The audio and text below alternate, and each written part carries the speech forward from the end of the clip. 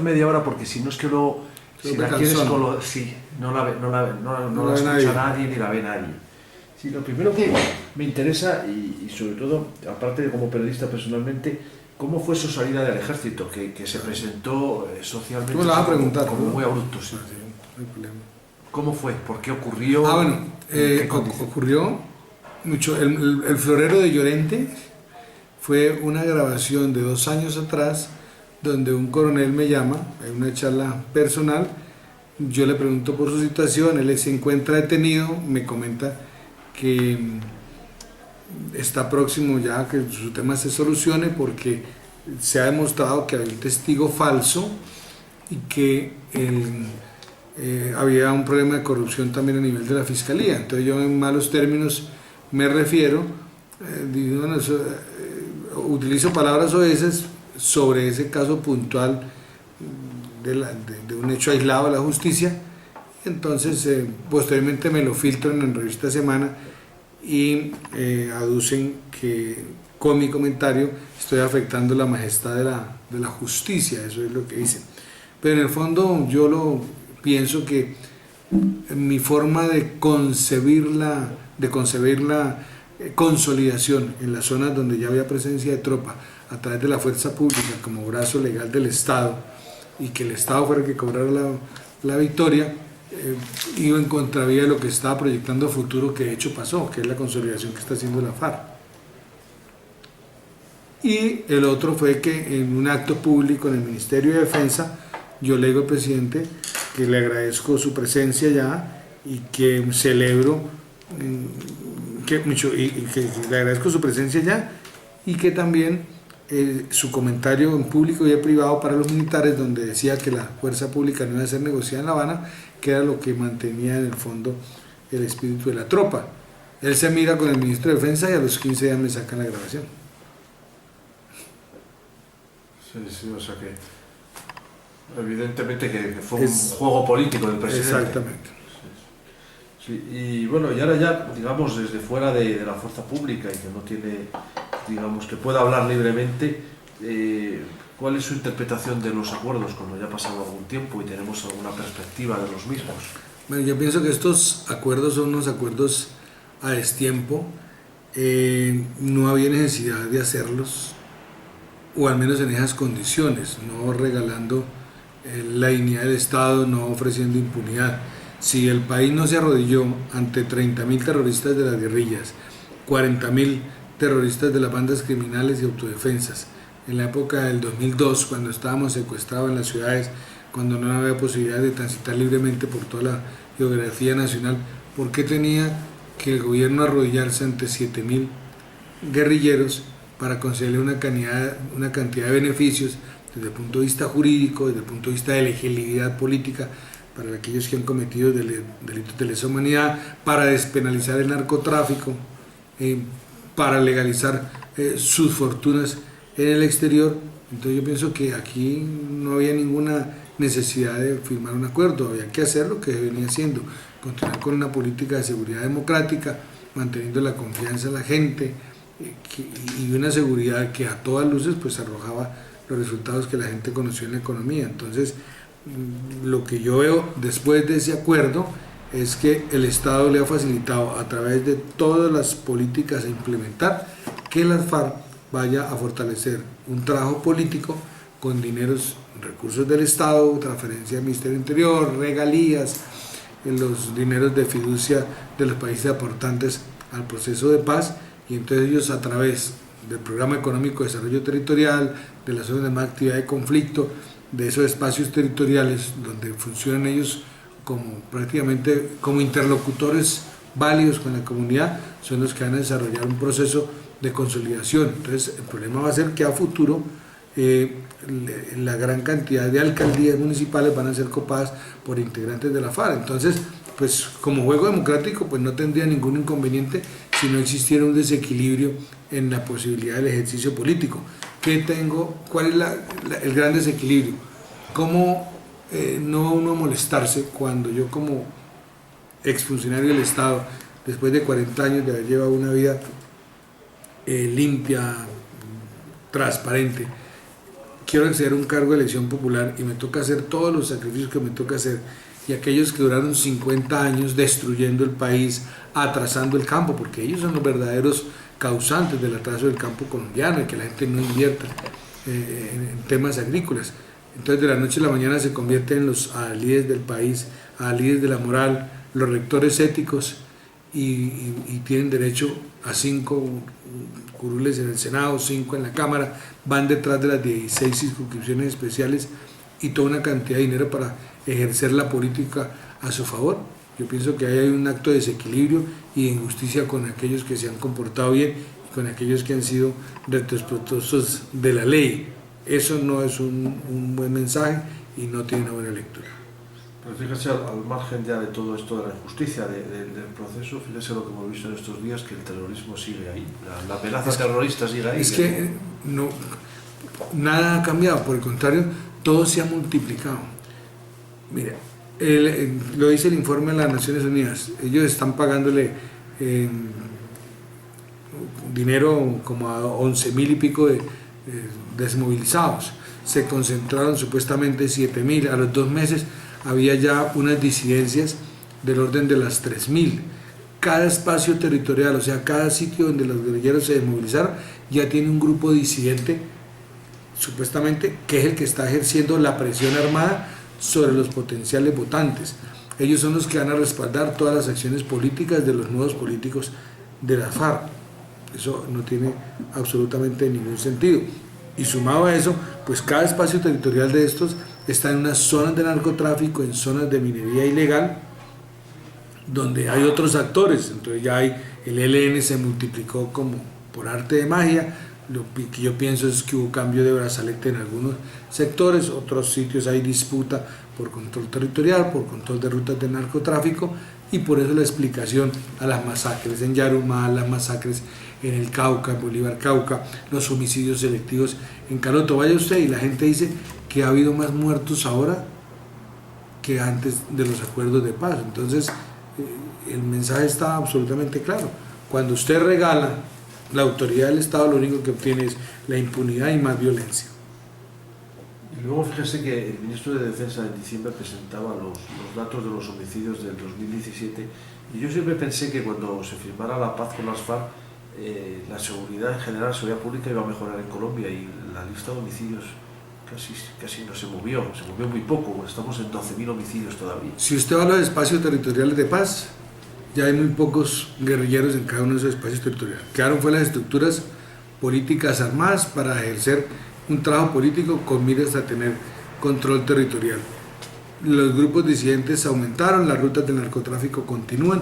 ¿Y qué paz se puede obtener en un país donde pasamos de 40.000 hectáreas a 280.000 hectáreas de coca? El motor y el elemento que dispara todos estos procesos delictivos y de violencia, pues indudablemente todo está centrado alrededor del narcotráfico. Entonces, en ese incremento, donde está despenalizado el narcotráfico, donde no hay posibilidades de aspersión, donde no hay posibilidades de erradicación forzosa, sino todo es voluntaria, programada, pues es muy difícil que las cosas cambien. Sí, usted habla esto de las 200.000 famosas hectáreas de coca. ¿Y qué usted cree que habría que haber continuado con las políticas del presidente Uribe? Es que el presidente Uribe lo demostró cuando todos éramos escépticos. Él cogió el país, se lo echó al hombro, tuvo la voluntad política de generar el cambio, nos demostró que era posible, que viéramos la salida al final del túnel, le devolvió al país la seguridad, la confianza en las instituciones, le devolvió la legitimidad, le devolvió el respeto a las instituciones. Hoy usted ve desorden en todos los sitios, la gente no respeta la actitud de control de la policía, los irrespeta, no hay acción de la justicia sobre esos irrespetos a la fuerza pública. Entonces yo pienso que el país tiene que zarandearse, tiene que reestructurarse, y por eso la apuesta y la receptividad que hoy existe en un partido que ha sido absolutamente coherente con esas políticas y criterios dogmáticos de que el orden debe restablecerse, que tiene que volver la seguridad democrática, tiene que volver a haber esa conexión directa entre los líderes regionales y la fuerza pública, que es un trabajo y un esfuerzo común por devolverle a las regiones esa paz y esa tranquilidad que era la que permitía a futuro la inversión privada. Sí, y uno simplemente por ver las noticias todas las mañanas, de poner la televisión, ve que la inseguridad otra vez está rebrotando y se avivó la avispero otra vez, ¿no? Que hay un problema de seguridad pública en la calle y hay una preocupación de los ciudadanos, diga lo que diga Santos, de que es una percepción de los medios, ¿no? ¿Qué se podría hacer eso y cómo lo valora usted?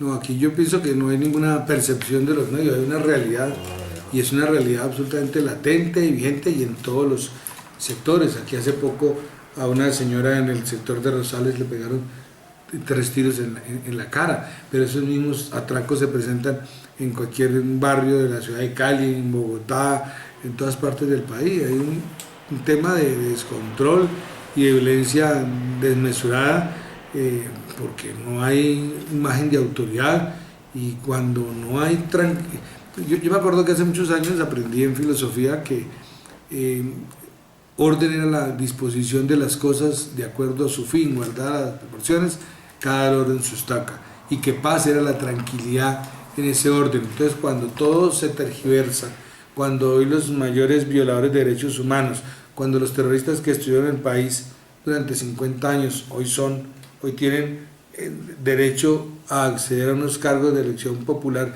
sin haber hecho el más mínimo esfuerzo por conseguir esa votación, cuando hoy se han convertido en los adalides y en los rectores de la ética nacional, pues yo pienso que el mensaje es equivocado, y si todo eso se trastoca, pues qué puede transmitirse alrededor de la familia, alrededor de la sociedad.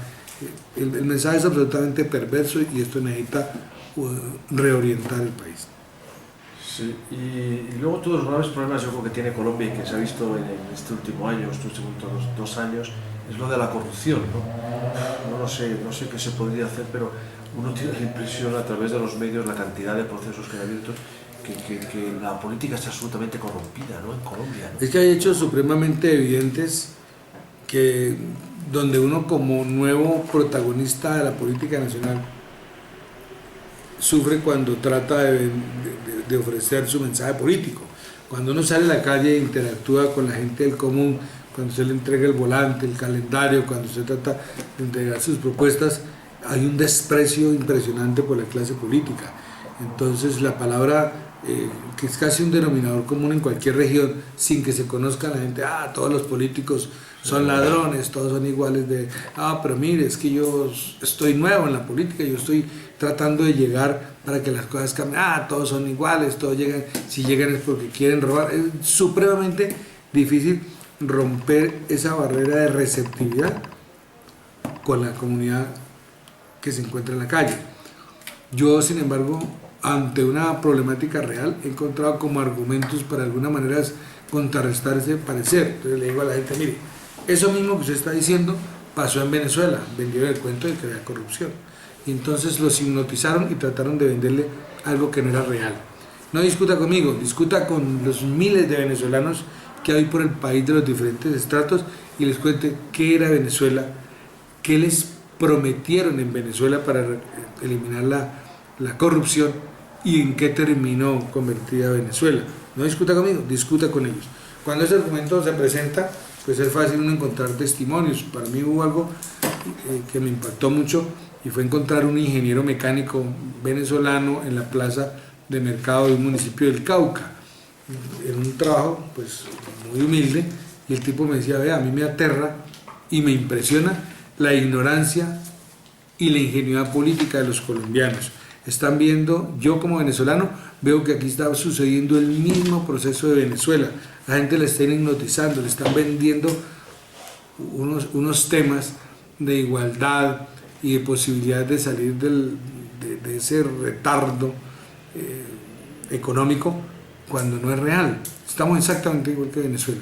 Entonces ese es un termómetro y es un mensaje supremamente diciente que a uno le preocupa, que le amarga y que es lo que en el fondo le hace participar en la vida política del país. Luego yo no sé qué percepción tendrá usted, pero yo la impresión que tengo es que estos 7 años últimos de Santos han sido 7 años perdidos para Colombia, que no se avanzó en nada, ¿no? Estamos en una situación de recesión económica obvia que cualquier empresario, la señora de la esquina que vende arepas, seguramente lo podría corroborar. Mire, yo tengo dos ejemplos de pronto muy puntuales. Cuando el presidente Uribe ganó la presidencia, fue un domingo, no recuerdo el día de las elecciones, un domingo. Al otro día yo me desplazaba entre Melgar y Girardot y paré en la carretera a comprar unos mangos. Cuando yo me encontré con ese vendedor de mango, le dije, ¿y cómo le dijo? No, muy bien. Desde que él ganó el doctor Uribe todo cambió. La gente pasa animada, yo he vendido más. Llevamos un día. El presidente Uribe apenas había ganado las elecciones, no se había posesionado y ese mensaje de entusiasmo, de compromiso que él transmitía con su discurso era evidente y eso al final nos llevó a lo que representó en el país, eliminar la amenaza terrorista, posicionar al país en el mercado internacional, recuperar la imagen, devolverle a la gente el orgullo de ser colombiano. Eso cambió de manera radical. ¿Cuál es el mensaje hoy? Todo el mundo desprecia la clase política, la gente no espera la hora de poder vender sus cosas y emigrar hacia otros países. Ese es el mensaje. El que tiene dinero en otras proporciones, la última posibilidad de inversión es Colombia, porque no hay seguridad ni real desde el punto de vista militar y policial, ni hay seguridad desde el punto de vista jurídico para que un gobierno pueda establecerse. No hay unas reglas claras en el tema tributario, en la medida que el gasto público ha ido aumentando y en la medida en que los impuestos se van subiendo de manera indiscriminada, pues eso genera una desmotivación al inversionista y una inseguridad jurídica que no le permite establecer un gobierno, un negocio a largo plazo. Sí, y luego tengo un cierto interés en saber qué le motivó a entrar en política, cuál fue el leitmotiv, por qué entró en... Bueno, yo siendo comandante en el suroccidente colombiano, a partir del 2006, pues hice el trabajo que me correspondía como militar. Fue un trabajo que logramos entender la problemática rural, entendimos que el problema era rural y la solución era rural. Entonces emprendimos unas campañas militares que fueron absolutamente exitosas, pero cuando obteníamos resultados en esas campañas, sobre todo de movilizaciones muy grandes, y liberábamos zonas muy grandes, caso puntual el Patía, la gente nos reclamaba trabajos y proyectos productivos. La verdad, los políticos de su momento, los parlamentarios, los gobernantes locales, como que no entendían cuál era la problemática y no lograron llegar a convertirse en lo que nosotros nos convertimos en ese momento, y fue convertirnos en unos articuladores entre las necesidades de la comunidad, los dineros públicos y el sector privado.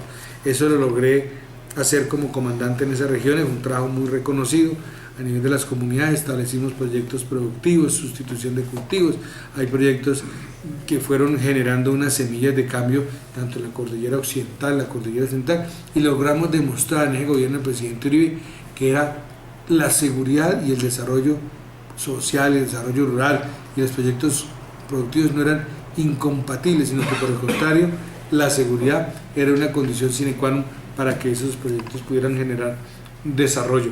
Eso fue de pronto la primera aproximación al tema político sin que hubiese ningún interés electoral.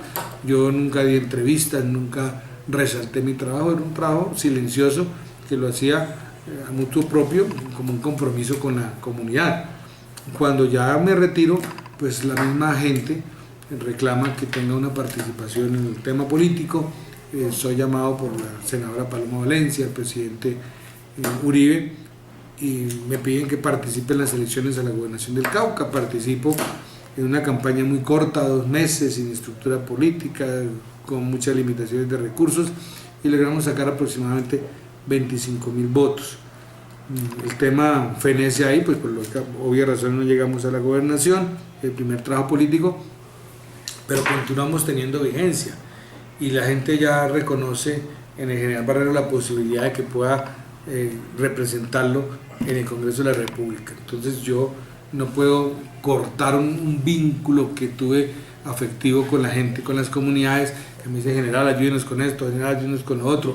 La misma reserva activa también ve que hay alguien que tiene que defenderlos en el Congreso de la República, y máxime cuando se vienen todas las amenazas de una cantidad significativa de representantes de la FARC, del bloque de izquierda, a afectar todo lo que constituye Estado de Derecho, y a imponernos el socialismo del siglo XXI por la vía legislativa. Aquí tiene que haber alguien que enarbole esas banderas contra esa amenaza, y por eso al final terminé pues participando en los diferentes ejercicios políticos para lograr un aval que el partido generosamente me reconoce. Entonces pues estamos haciendo la apuesta a un proyecto político donde hay una particularidad. Hoy ya los militares no se retiran pensando en descansar después de tantos años de sacrificio, sino que ven en esta amenaza a futuro la necesidad y la obligación patriótica de vincularse. Entonces, al igual que lo estoy yo haciendo, acá en estos escenarios políticos hay una cantidad de oficiales, suboficiales, representantes de la Policía Nacional que están aspirando a cargos de elección popular, que están haciendo un trabajo político para ir escalando en posibilidades electorales a futuro. Entonces yo pienso que esa es de las cosas nuevas en este tema.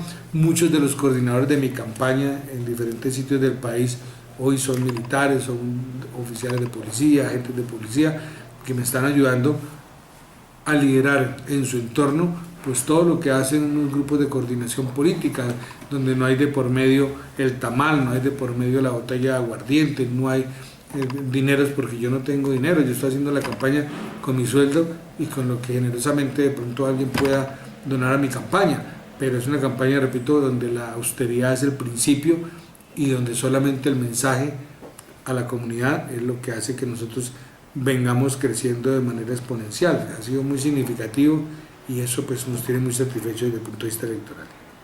Y finalmente le querría preguntar, como militar, ¿cambiaría el modelo de Fuerzas Armadas que hay en Colombia? ¿Haría algunos cambios?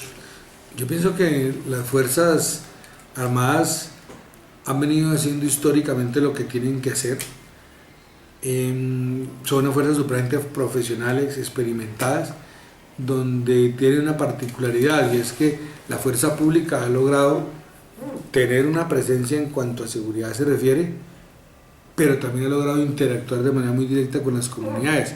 Eso era algo que siempre se ha establecido, que de pronto tuvo unos letargos, pero que a partir de lo que nosotros realizamos, de lo que yo realicé en el Cauca, finalmente terminó convirtiéndose en política de Estado. Hoy se llama Fe en Colombia, el programa que maneja el ejército, pero yo cuando era comandante general inclusive quedaron firmadas las directivas de cómo se debía hacer el relacionamiento con las comunidades indígenas, cómo debía ser el relacionamiento con las entidades civiles y cómo los militares debían ser los articuladores de esa relación entre la comunidad y los entes públicos y llegar al privado, porque los únicos funcionarios del Estado que tienen la posibilidad de interactuar en todo ese nivel en todo escalón de mando es la fuerza pública. Es el único que puede estar en la vereda más humilde del país y al otro día sentado a manteles en los más altos niveles del Estado. Pero resulta que a eso le salió competencia y entonces ya no son los militares los que van a manejar eso, sino es las FARC, a través de todas las figuras creadas en el acuerdo. Entonces ellos son los que van a hacer la consolidación. Eso no debe ser así.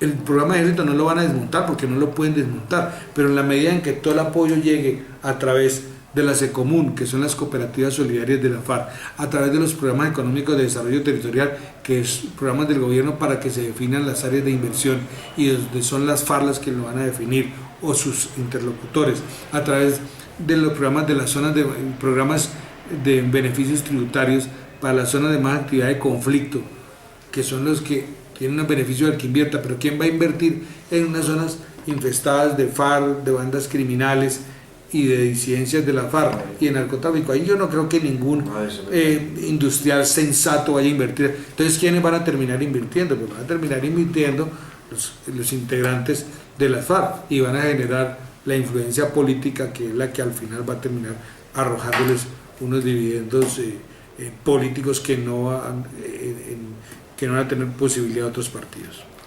Pues eso era todo. Muchas gracias por sus palabras y nada, le deseo mucha suerte. No, señora, a usted muchas gracias.